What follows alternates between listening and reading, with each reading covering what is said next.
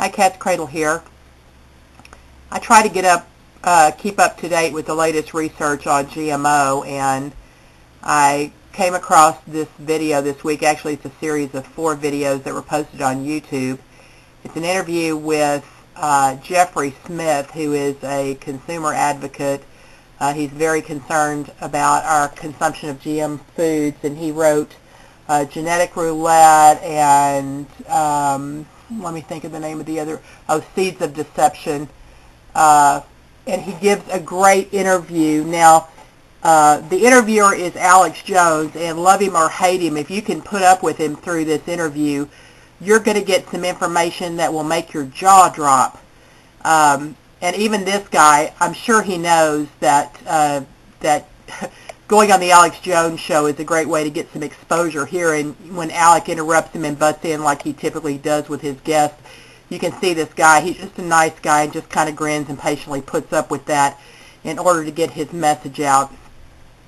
I think if you watch the first section of this, and each section is about 10 to 15 minutes long, so it's about a 40-minute investment of time. But if you watch the first section of this, you will be so hooked you won't be able to quit watching the next 3 segments. I'm telling you, it is a fascinating interview, and you'll come to understand a little more clearly the danger of GM foods. This guy talks about these GM foods were developed so that when bugs ingest it, and he specifically goes into some great detail about BT corn, when the bugs ingest this corn, it affects, there's a pesticide in it that affects the lining of the bug's stomach to where the bug's stomach just kind of ruptures and the bug dies. And he's saying it's affecting the lining of our stomach as well. Not only that, but there's a protein in this GM corn that when we ingest it, it's not just sloughed off. We don't just pass it out of our body like we do when we eat other foods. That protein continues to grow and form and work in the linings of our stomach, and it is changing us at a chemical level. It's actually changing our DNA as we ingest this food.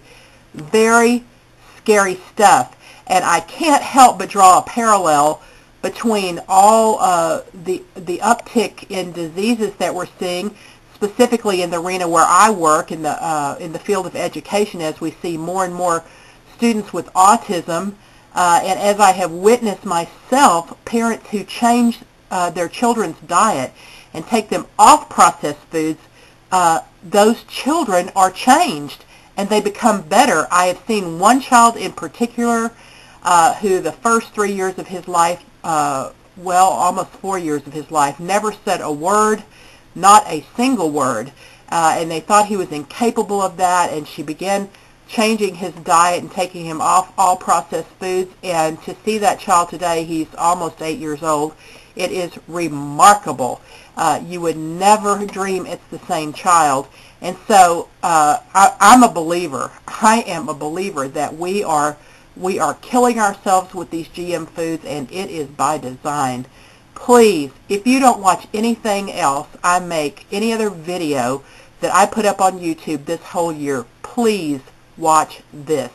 I think it'll be a real eye-opener for you, and I'll post all 4 links below so that it'll be easy for you to get to.